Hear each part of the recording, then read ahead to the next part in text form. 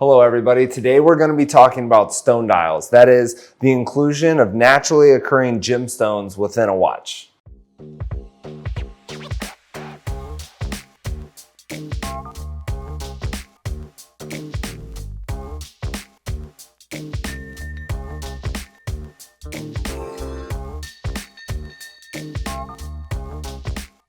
Welcome back everybody. So like I said, today we're going to be talking about gemstones in watches. Now, gemstones are going to be crystals that have an aesthetic value that are generally faceted. And of course, by faceted, I am talking about just the shape that the stone is cut into. Most often we can think of like the princess cut on a diamond. Those are going to be different facets. And so when they do that to, any sort of stone, it becomes more than just a crystal. They actually gave it a different title, a different name, and they call them gemstones. Now, I do want to go into it a little bit because crystals are not rocks. They're not rocks. There is a difference between the two. It's not one of these like square rectangle conversations. Rocks by definition cannot be crystals and vice versa. So crystals can be found in rocks in small amounts, but the very nature of how the crystal is molecularly structured makes it impossible for it to be a rock.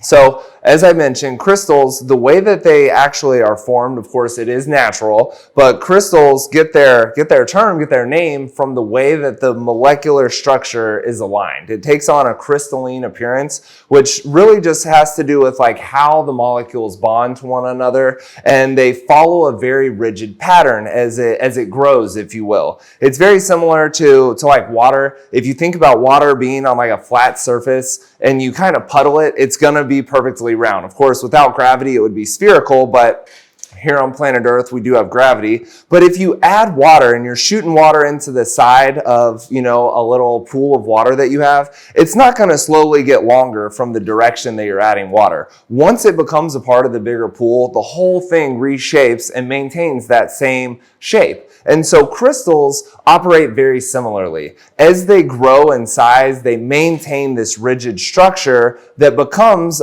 very apparent when you're looking at a significant amount of molecules. You think of like a quartz crystal that's found naturally in the world. It's not just going to be looking like a rock. It's going to have, sharp flat edges. It comes to sharp points on the side. So it does, it's very easy to see how these crystals do differentiate from rocks. Now, how they're made. That's one thing that's very important because crystals, some of them are harder than others. They obviously all have different properties, different colors. But how do you get it from in the ground into a watch? Of course, they don't grow or they're not made in this exact shape, a perfect slim disc that has cuts made out of it where you can, insert an hour marker, some hands, or a different complication. So how do they do it? They take larger pieces of these crystals, and the first thing they do is they cut them into sheets. And so they get them to the appropriate thickness first. From there, they're generally like hand polished to like arrive at the appropriate sheen or like the level of shininess that, the artist or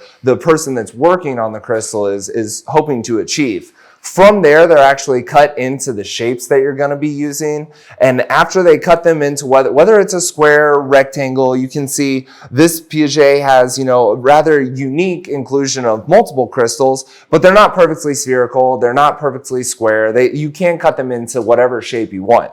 Now, once you cut it though, you still have to get, you got to get all the things that make a watch included. It's not just a piece of round stone that's laid over, a piece of metal. There's a lot of functionality that goes in. So obviously, once they have the dial itself, they have to drill a small hole so that, you can attach the hands and actually have the functionings of a watch. And then if it's got a day feature, a date feature, you're going to have to make another incision to be able to have that window view through it. Same with all the hour markers. They have to be affixed somehow. Well, every time you make an incision on one of these rocks, you jeopardize, oh man, I called it a rock. Every time you make an incision on one of these crystals, you're gonna be jeopardizing the structural integrity of it and you could actually crack it. So it's a very intricate process when they do it. And it's one of the reasons that we don't see a whole lot of these. It is a very extensive process and can be quite expensive, especially depending on which crystal you're looking at. Now, if you go back through history, crystals have a very long history within, our culture just as humans.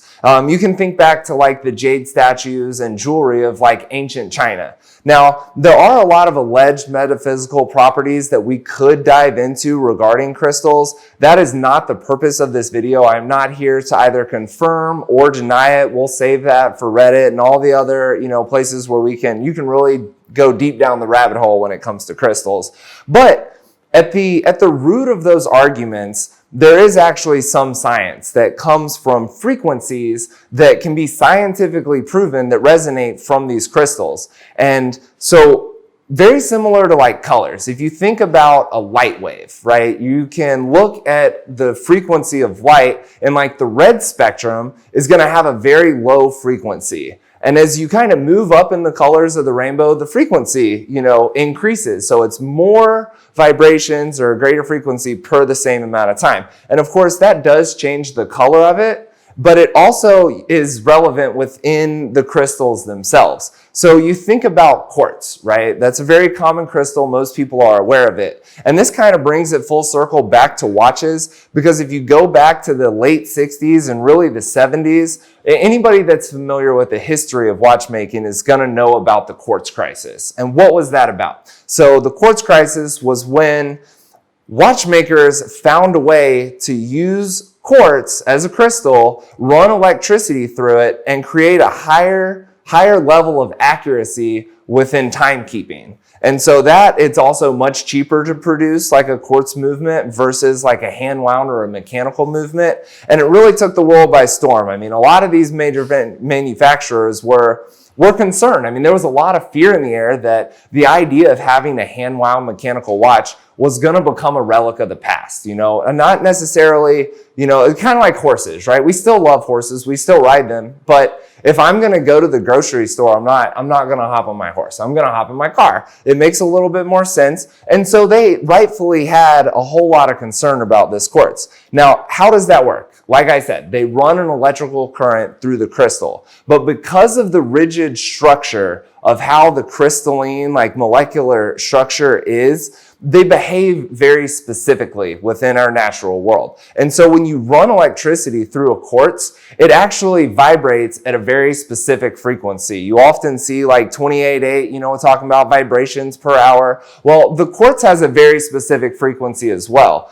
And so I just wanted to kind of bring that up so you could understand that there is more to it than just colors. There's a lot of elements of the watch, of the crystal itself, that lend to what you're getting when you buy one of these and actually wear it. Now let's go into some of the different types of stone dials that you can get. And I do want to kind of throw a little caveat on there. This is part 2 of our gym video. I want to say Blake did a video earlier this year, so this is going to be in 2021. If you don't know who Blake is, he's the gentleman with no hair up here but a full beard down here. So if you scroll through the videos in the past, you can find another video on gemstones, on stone dials. Of course, as our inventory revolves, we've had different stone dials come in, so we wanted to kind of elaborate it and show you some more of what's available out there. Now, for starters, I'm going to start down at the bottom. Here I've got a couple of Jade dials. Now, one of these is going to be considered jade and the other is jadeite. And so what's the difference? This is one of those square and rectangle things. All jadeite is considered jade, but not all jade is considered jadeite. And the reason is that jade in and of itself comes from 2 different minerals. It can be derived from 2 different types of minerals, whereas jadeite is just one of them. So if you're trying to compare between the 2, they do have very similar color schemes that you can see, but jadeite is going to be a harder stone. So we've done videos about diamonds having, a Mohs hardness scale up there in like 10, and then sapphire coming right below it at 9. Well, jadeite, hangs around in the 7.5, and jade just naturally, comes in the 6s. So if you're looking for either one of them, they are absolutely gorgeous stones. Obviously, you can see that they are primarily going to be represented by green, but you can get a few different, varieties of jade that do have other, color inclusions in them as well. And so I do want to talk about a couple of other stones. So here we've got Sodalite and Lapis Lazuli. Now, these two crystals are very commonly misconstrued. They get mixed up a lot. Even when you're out and you're trying to source maybe some own crystals, if you have a collection, you can often find sellers getting these confused and misadvertising them and labeling them as the other one. Well, I want to kind of give you some hints as to how to spot the differences between the two. For starters, Sodalite's going to appear a little bit darker. So I'm not sure if the lighting's going to let you see that, but just know that a Sodalite dial is going to have a darker hue of blue than a Lapis Lazuli dial. Now, the lapis also generally has golden flakes, and that's going to come from pyrite, but if you're actually up close and personal on the dial or on the crystal, you'll notice that there are other colors that kind of get thrown in as well with the lapis. Now, we do have another blue dial up here, and this is going to be Aventurine. Now, Aventurine is a member of the Quartz family, and it gets its color from minor inclusions in copper. So know that within the spectrum of blue, there are plenty of options to choose from. A lot of them have a lot of properties that, that people do desire, not only just in a watch, but obviously, jewelry. We use a lot of stones when we're wearing other jewelry. And if you like to wear those natural items, then, having a watch can, without an inclusion of a stone dial, it can kind of take away from the rest of the appeal or appearance that you're going for. If you've got, crystals on bracelets, or if you're wearing stones or crystals in your earrings, and you just have a watch that's made out of metal, it doesn't really go with the vibe. And of course, we can use vibes because these give off frequencies. So, good vibrations for everyone. But of course, you can get watches now that are going to have dials that can play into the other crystals and color schemes that you're looking for. Now, this is one of my favorites. This is considered tiger eye. This is what this crystal is called. It generally has this, overall brown appearance, but it'll have, some streaks of gold, sometimes some reddish brown. And it is layered, with just strings of minerals that are running through in bands. And of course, because these are naturally occurring crystals, you'll never find two that are exactly the same. They don't occur like that in nature. Even when you cut them down and get them to the exact same specifications or size or shape, you're never going to have two that are exactly the same. So it is each one of these watches is going to be one of a kind, even if they have a bunch of them made. No two will be the same. Now, there is one more stone or a crystal that I wanted to talk about today, and that's going to be Onyx. Now, this is going to be a Piaget that uses Onyx as well as Lapis Lazuli,